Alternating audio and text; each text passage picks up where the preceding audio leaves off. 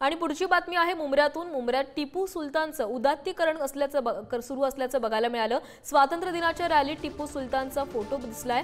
टिपू सुलतानच्या फोटोमुळे वादाला तोंड फुटण्याची शक्यता आहे। पोलिसांनी रॅलीवर आक्षेप घेताच संघटनेतल्या कार्यकर्त्यांसोबत त्यांची बाचाबाची झाली। Social democratic party of India संघटनेच्या वतीनं ही रॅली आयोजित करण्यात आली होती आणि रॅलीमध्ये हा संपूर्ण प्रकार घडला। हिंदुस्तान में एक अलग मैसेज चल जाएगा सर कि रक्षक ही हिंदुस्तान में आज आजादी का दिन मनाने वाले रक्षक ही लोग रोक रहे हैं।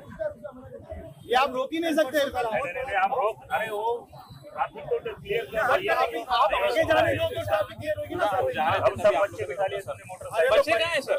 अरे देखो ना, सामने बच्चे ऐसा क्या कर रहे हैं? ये देखो, ये बड़े छोटा बच्चा।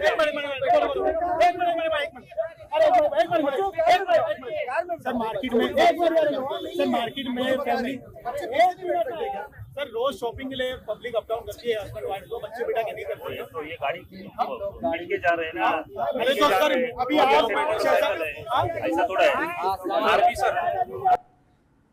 दरम्यान या संपूर्ण प्रकरणावर नितेश राणे यांनी प्रतिक्रिया दिली आहे। मुंब्र्यातल्या जिहाद्यांना ठेचायचा कार्यक्रम मी हाती घेतलाय असं नितेश राणे म्हणाले। मुंब्र्यासारखं शहर कुठे शोधून सापडणार नाही असं त्याला प्रत्युत्तर जितेंद्र आव्हाड यांनी दिले।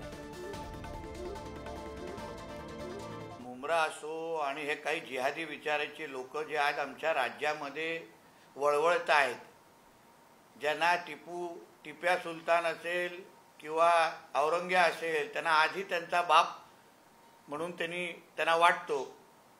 महाराष्ट्रामध्ये राहणाऱ्या प्रत्येक मराठी माणसाला, प्रत्येक नागरिकाला छत्रपती शिवरायांच्या शिवाय दुसरा कोणच आपला बाप म्हणून स्वीकारत नाही। म्हणून हे जे काही मोजके जिहादी जे काही मुंब्रामध्ये राहिलेले आहेत, काही महाराष्ट्रामध्ये कुठे कुठे वळवळत आहेत, त्यांना योग्य वेळी ठेचण्याचा कार्यक्रम आम्ही हातात घेतलेला आहे। त्यांना लवकर टिप्याकडे किंवा त्या टिप्याच्या कबरच्या बाजूला झोपण्याचं सगळं नियोजन आमच्याकडे तयार आहे। मुंब्र्याला जे दहशतवादी म्हणतात त्यांना आम्ही दर आठवड्याला एकदा जेवणाचं आमंत्रण देऊ। त्यांनी मुंब्रा येऊन बघावं। मुंब्र्यासारखं शहर आज पूर्ण भारतात नाही याची ग्वाही मी तुम्हाला 100% देऊ शकतो।